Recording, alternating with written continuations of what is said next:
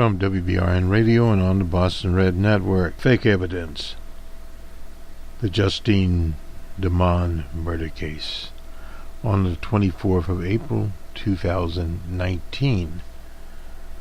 The Justine Damond murder case is now in its fourth week out in the Midwest city of Minneapolis. It's an interesting case in that it has parallels to the trial of the century, the People versus Orenthal James Simpson, when the late defense attorney par excellence, Johnny Cochran, said, if the glove doesn't fit, you must acquit. In this case, if the evidence does not fit, you must find guilty. There's been gaping holes in this entire case. The police cruiser was returned to the department and put back in service, the Minneapolis Police Department, by the state of Minnesota crime laboratory. It's called the Bureau of Criminal Apprehension. They haven't apprehended anyone. This was the reason that the state's attorney there, Freeman, took the case basically away from them and impaneled a grand jury to hear at least one of the reasons to hear the case. These people returned the cruiser vital evidence to the police department. They immediately washed the cruiser and put it back into service, and it was later returned back to the state crime lab. This just honestly does not make any sense. What has appeared here is that this state crime lab, the Bureau of Criminal Apprehension, was nothing more than an agent of disruption. They were given the case in that the police department couldn't, the local police department could not investigate itself, but just a comedy of errors here, agents not interviewing people properly, and just pathetic was the situation. We are falling on the local back on excuse me, on the local newspaper here, and also on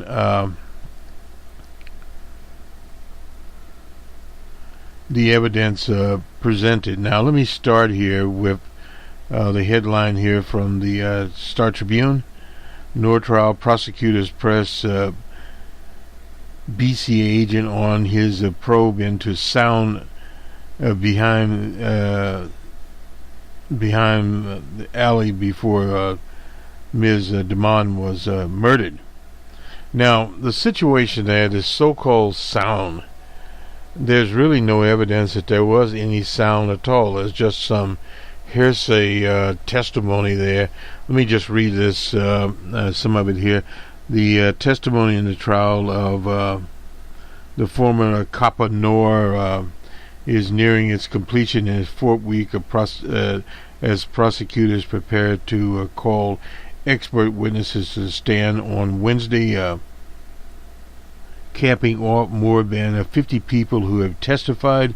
Attorneys on Tuesday, this was began finalizing instructions that will be given to the jurors before the deliberation, signaling the end of the trial that grabbed international headlines and focused heavy on missteps by the Minneapolis Police Department, the state's investigation. Defense attorneys have 3 experts on their list who could testify after the prosecution rests its case. It's not known if Noor himself will testify. My guess is probably not. The prosecution aggressively questioned a member of the excuse me, the BCA on Tuesday about inquiries into the killing of Ms. Damond and the role in perpetuating theories that she slapped the car. Now, this is the fake evidence situation. The defense tried to plant in the minds since there's no fingerprints there, period. Her fingerprints nor her palm prints were there, that she used the back of her hand to hit the car. Now, that is farcical. Normally, if someone were hitting a car, they would hit it with their flat of their hand, not the back of their hand, it just doesn't materialize that way. As Sergeant there, Beretti, introduced the word slap into the investigation.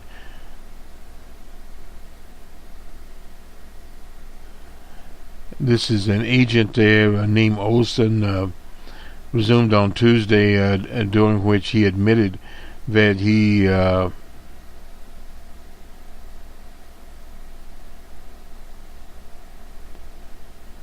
instead could have been the source. Now, this is all this made up testimony here. The county attorney Amy Sweezy added Olson's Olson's whereon in a meeting with prosecutors earlier this year, he told them that the Beretti had said that Nora and his partner Harity were startled at the scene. Read aloud from the transcript of the meeting. Sweeney asked Olson if he admitted to asking Beretti, could it be like a snap on the car, a slap in other words on the car. Yes, that's possible, Olson said. The prosecution has asserted that the slap was invented by Beretti and Olson and perpetuated by the BCA, which investigated the officers involved in the shooting, in 2 search warrants and a news release to the media. This is fake news here. There's been a lot of fake news in this particular murder trial. Forensic scientists testified Monday that Ms. Damond's fingerprints did not match the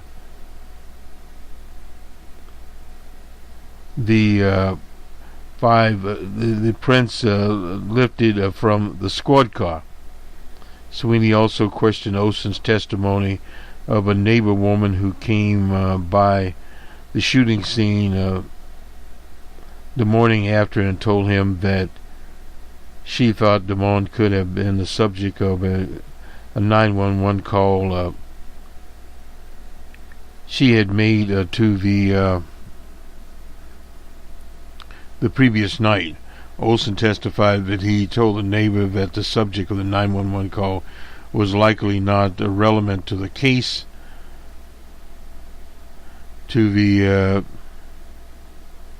death investigation. The neighbor had called about a woman with a possible dementia walking near Damond's South Minneapolis home. Was that a good time to start deciding whether things were or were not relevant to the investigation? Sweeney asked. No, Olson said. This is pathetic. Olson testified that the BCA did not investigate the neighbor's 911 call or determine which officer had responded to it, but he said that he changed his mind about the call's relevance once Nancy Dunlap, an investigator with the Hennepin County Attorney's Office, informed him that Nora and Harity had responded to the neighbor's call. Prosecutors have argued that the neighbor's 911 call and Damond's 911 call later that night, that was on the 15th of July 2017, should have put Nora and Harity on alert that they were likely to encounter a victim or a 911 caller and not a threat that night. Damond was killed. Nora and Harity were responding to Damond's 911 call about a possible sexual assault in the alley behind a house, and according to defense attorneys were spooked, which is a lie. Meanwhile, Olson said the BCA conducted a robust canvass of the neighborhood to investigate what caused Damond to call 911. He acknowledged that the agency did not check other police calls to cross-reference them or check, this is pathetic, hospitals for possible assault victims. Did you find out later that someone did do that work? Sweeney said, your investigator, this is an investigator for the state's attorney, Dunlap, previously testified that she was unable to identify what had alarmed Damond. Under cross-examination by defense attorney, Olson testified that a neighbor told him that the noise from a family of raccoons would have been the source of Damond's concerns. Now, in that area, I was told by a third party that a man camping out in that area with the raccoons, and this was an Aboriginal or Native American, said that he was camping out in these two coppers, Noor and Harity, came to his campsite and flashed a light on him, drew their guns, etc. And once they were satisfied he was there just with the raccoons, they departed. Now, this was third party that I heard, or actually seen, I said heard, seen posted on social media that someone had heard. Get it right in a minute here. Plunkett that went on, did you interview the raccoons? Correct, Olson responded.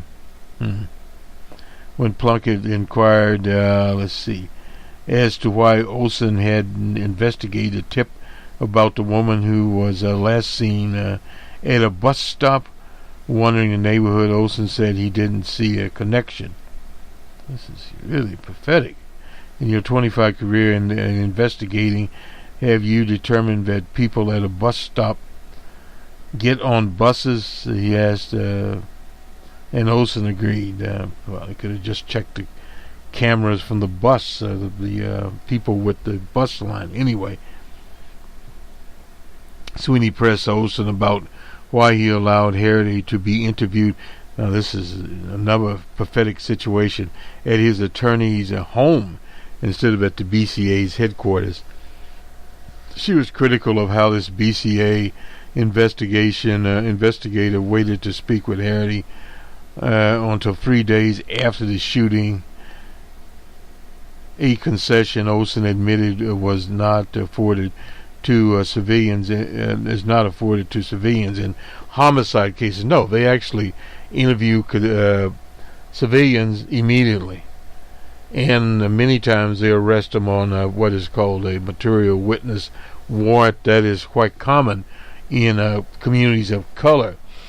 I mean, this case stinks to high heaven. The more we read, the worse it gets. Why is this? Sweeney asked. I would prefer the interview take place at this is pathetic. Because of the perception, Olson answered. What perception is that? Sweeney asked him. The perception of my having to answer your question here today, he said. Could it look like special treatment? I believe it can, yes. And see, this situation is when you get into special treatment, and this agency was involved also in the Jamal Clark case, and they were, I believe, also involved in the Philando Castile case, that they normally do that, which was a problem. Joseph Corro, who worked for a Philadelphia-based company contacted by the BCA, also testified that the gunshot residue found on the squad car's driver's side interior inside the door and driver's side dashboard. Carrero said it was found on the front of Damon's shirt and sleeve. Herity's shirt, vest, and pants, and the pants of the other copper, Noor. I mean, this evidence, what it will boil down to with this jury, does the jury believe the evidence presented here is totally fabricated, fake, and lies? Or do they believe these police officers, and not only Noor and Harity, but evidently other police types were at the scene there, lying through their teeth? And then the state agency, the state's attorney had already said that was a problem, but they had bungled this Freeman from day one. And another headline: no fingerprints on squad car belonging to Justine Damond. A specialist testified that prosecution will rest its case. But the problem here is the defense hasn't really presented a case up to this point. What they have presented is a case of fabricated planning evidence, lies, and that is basically about it. Later in his question, this is Lofton, pointed out that the prints weren't tested until earlier this year, the latest disclosure of possible missteps in this BCA investigation. Didn't we become aware a few weeks ago and had all these comparisons done to BS? Yes, this is one of the specialists, a forensic scientist there named Jennifer Kostroski. We're doing his cross-examination. The defense attorney pointed out that in her role, Kostroski didn't respond to the scene, only relied on samples collected by other technicians. She also couldn't be sure that Damond didn't leave a print that was wiped away. This is pathetic.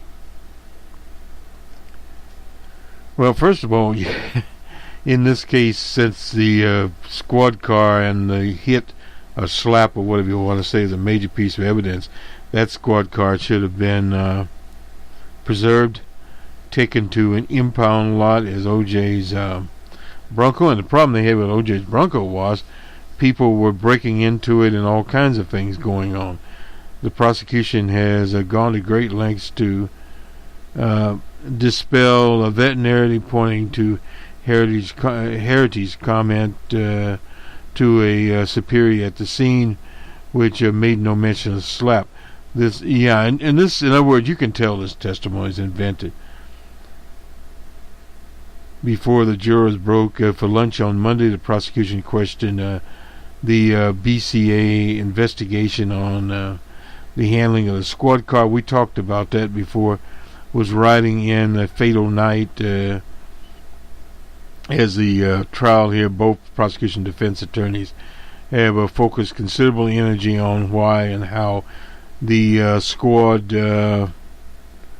repeatedly changed hands. It was returned to, and we talked about this. This is from the Star Tribune, but we were reading the article from the Minnesota public radio station. There, it was taken to the BCA 4 days later at the direction of the assistant state's attorney Amy Sweezy, and returned to Minneapolis again, only to be sent back on September the 1st now. And it now remains in the custody of the Bureau of Criminal Apprehension. This is pathetic. The defense was concerned early on before the trial about the car being washed and returned to the Minneapolis police after the shooting preventing them from conducting independent tests. Well,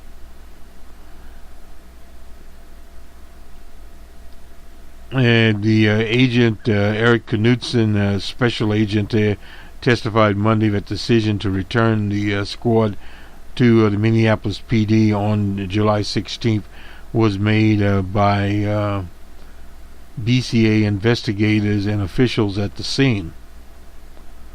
Did you have any concern at this time about that?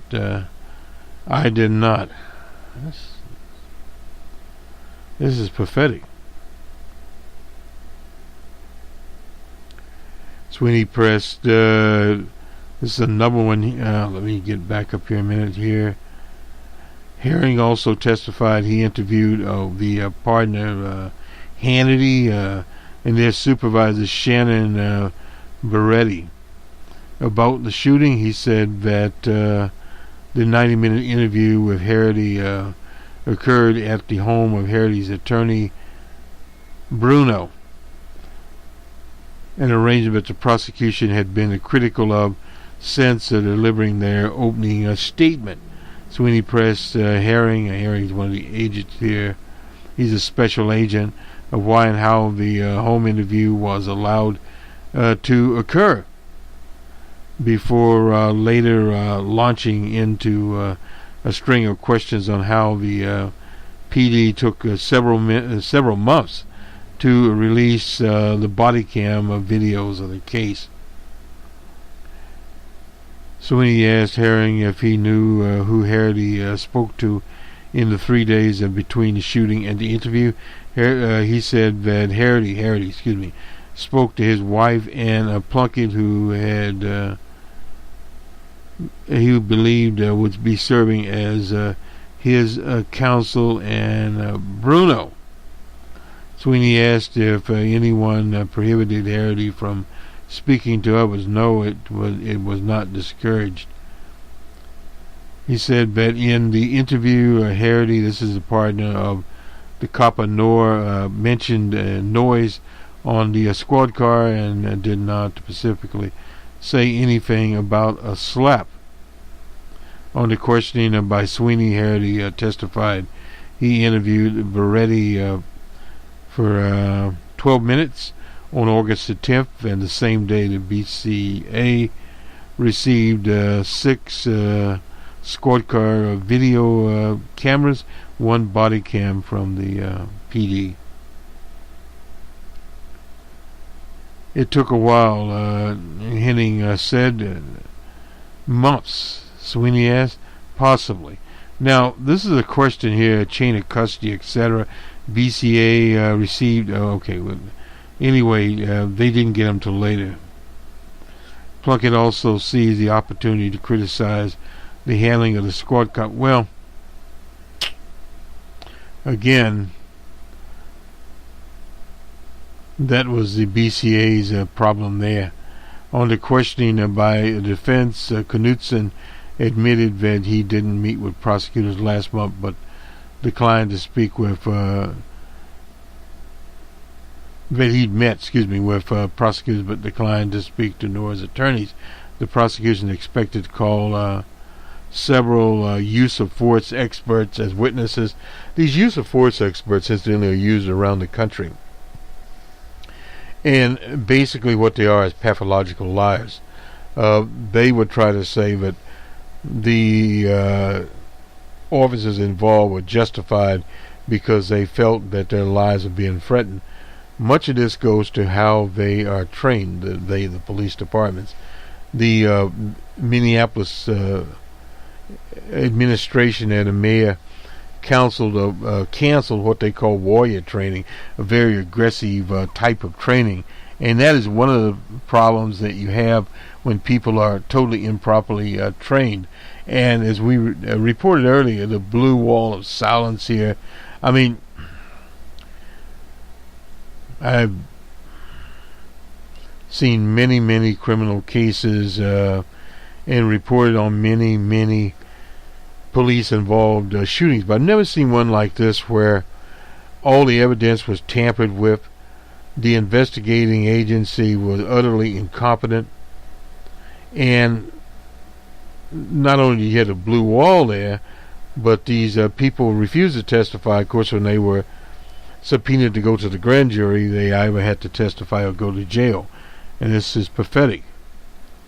Jurors on Monday also heard from Nicole Linway, a forensic scientist from the Minneapolis Police Department crime lab, who testified briefly about photographing Nora and Hannity after the shooting and retrieving their body cameras in keeping with the departmental policy.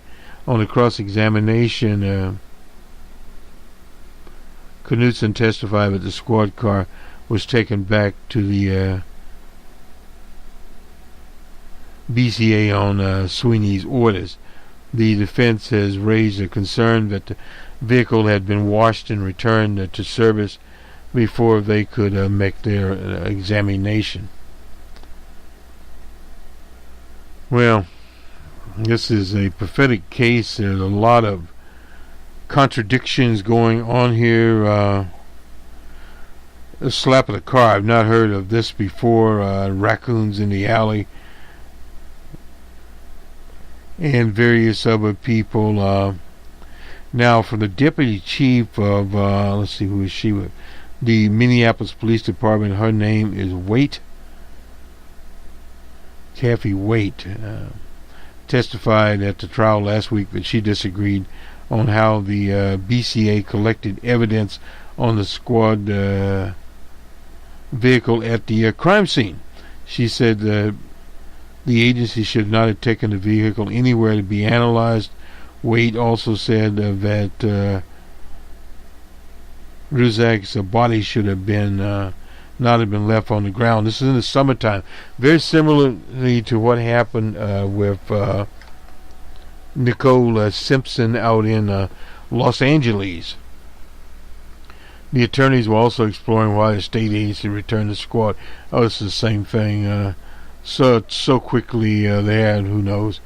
Beretti then ordered the car to be washed and returned to service, although it was later. So in other words, round and round it went.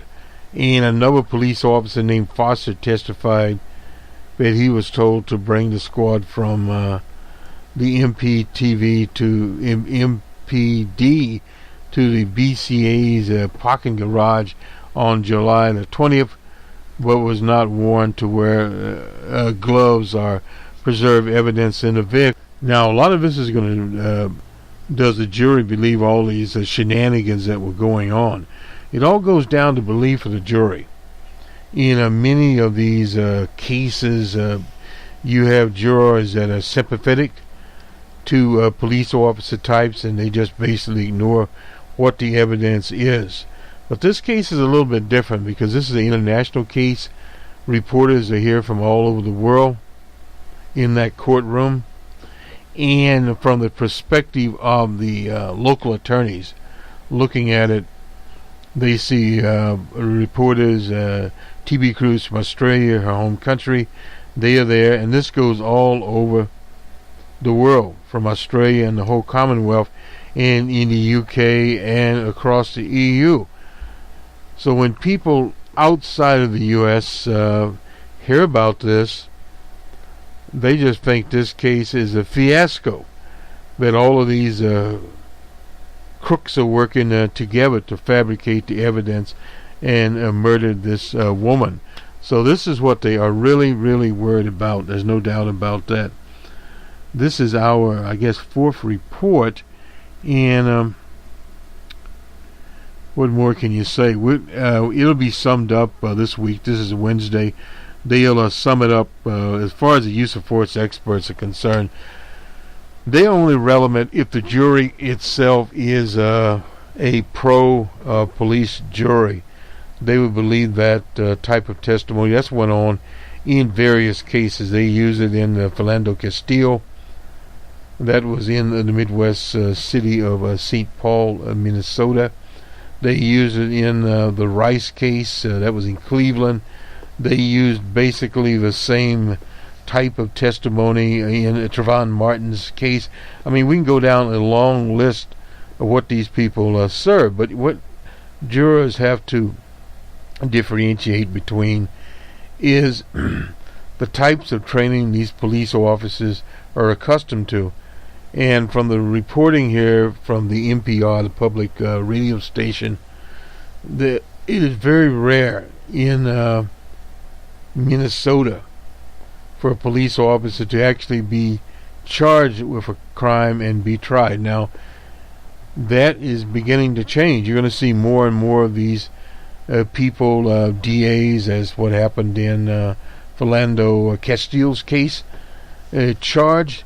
But these jurors now, when you're looking at jurors, this juror is a county jury, so it's from throughout the county, not just the city of Minneapolis. So it's a different type of jury being there. And I think in our first presentation went over the types of people on this jury. I'm not certain why the prosecution chose those people, but from what they said their occupations were. Some of them definitely should have not been on the jury.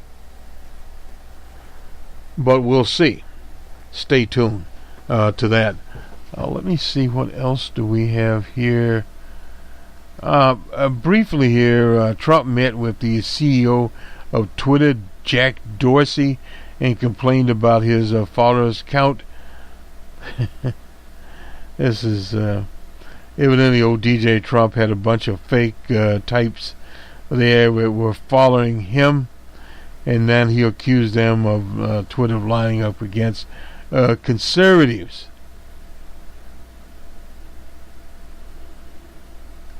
Now, some of you really supportive of our meeting the president. Some of you might feel it should have taken this meeting shouldn't have taken at all.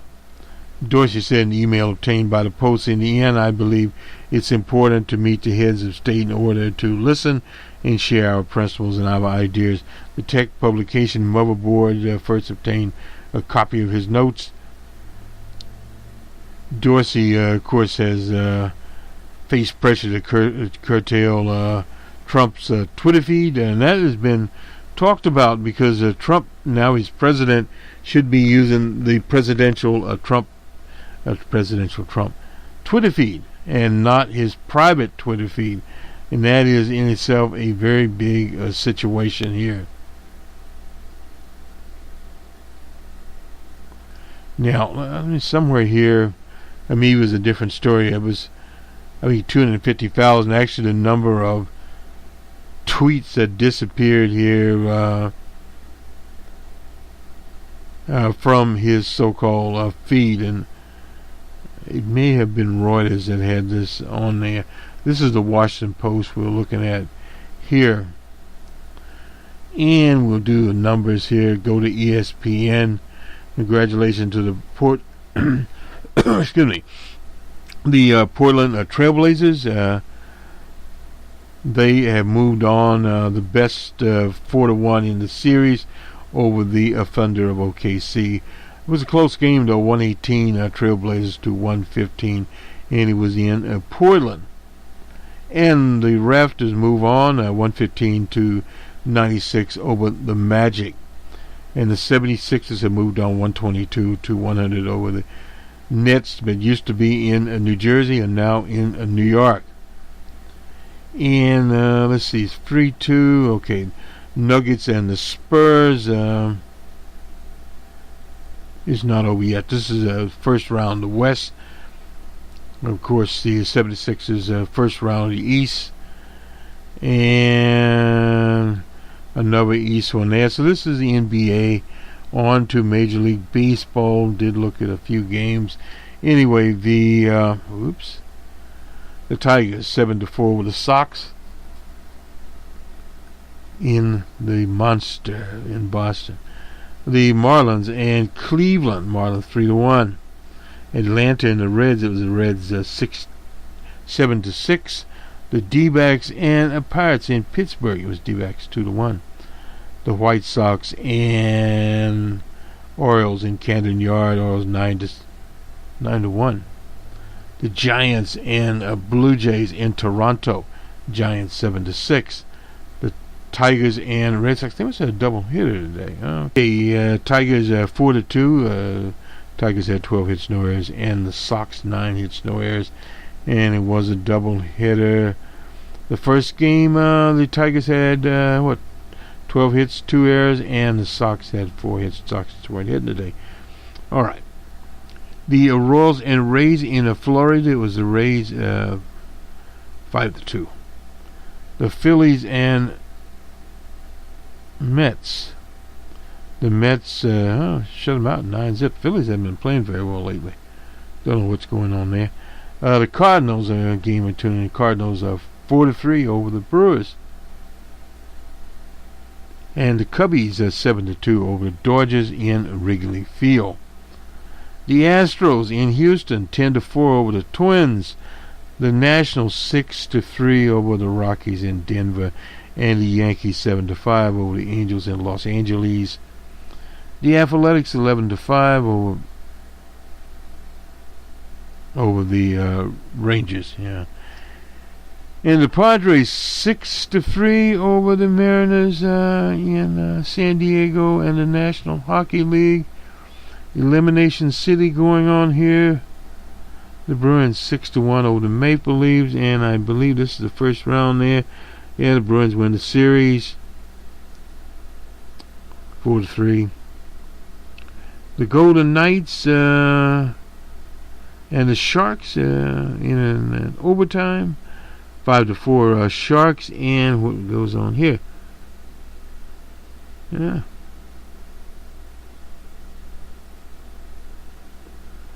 Sharks actually win the series 4-3. The Golden Knights, I suppose, of Vegas, went home.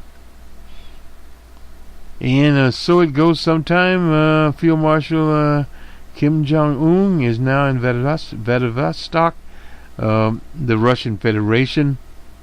He rolled in style on his train, and he will meet with the Russian President V.I. Putin. Get a few little headlines here. We'll just get them from Reuters real quickly here as we some of our broadcasts. This is an interesting poll here. I guess we have time to do this. Minorities, older adults boost Biden. Incidentally, Joe Lunchbox Biden was supposed to announce his presidential campaign a video on today, but it'll be tomorrow. Let's look at this poll very quickly here. This is the Reuters poll. Former Vice President Biden leads all other candidates for 2020 Democratic nominations and draws levels of support from older adults. Well, yeah. So this is the 17th through 23rd. 2,237 people involved. According to the poll, 24% would vote for Joe Biden, and 15% said they would support Bernie Sanders of Vermont, who ran the competitive campaign in 2016. No other candidate received more than 7 points of public support here. Always a little bit suspicious of some of these larger polls. We've had them before, and we'll see. 27% of Americans say they have a favorable view. 58% of Bernie Sanders, and the pencil neck Pete Buttigieg from South Bend, otherwise known as South Bend, pencil neck. All three appear to be stronger than bipartisan appeal. Then DJ Trump is 44% in this poll. More than 80% of Democrats say they were at least somewhat favorable for me. With Biden and Sanders. Now, 67% of Democrats were familiar with Liz Warren, and half said they were familiar with Beto O'Rourke, Kamala Harris, and Twitter king Booker, who got dethroned, unfortunately, by DJ Trump from his Twitter platform. And old DJ we'll go to the bigger part of it here. As they call it, the Democratic horse race. This is from Reuters, and these are all the cross tabs. Anyway, Joe Lunchbox Biden has 24%. Kamala Harris at 6%. Elizabeth Warren at 5%. Bernie Sanders at 15%. Beto O'Rourke has his normal 6%. Twitter King Booker has 3%. And Castro and Amy Klobuchar have 1%, along with Kristen Gillibrand. And the South Bend Pencil Neck has 7% here, 8% of the Democrats. And you can put the Republicans in. Independents kind of interesting. 14% of Joe Biden, 4% for Kamala Harris, 3% there, and 14% for Bernie Sanders, 4% for Beto O'Rourke. A lot of this is that the name recognition is just simply not out there yet. That is always the very, very big problem there. And they go into other kinds of things here too. In your opinion, which is the most important problem facing the U.S. today? Select one, a bureau, random there, and so forth and so on. Approval, disapproval of DJ Trump. Won't go into these questions anyway. We found this on the way out of here. This will do it for us today. Fake evidence and the Justine Damond murder trial on the 24th of April 2019.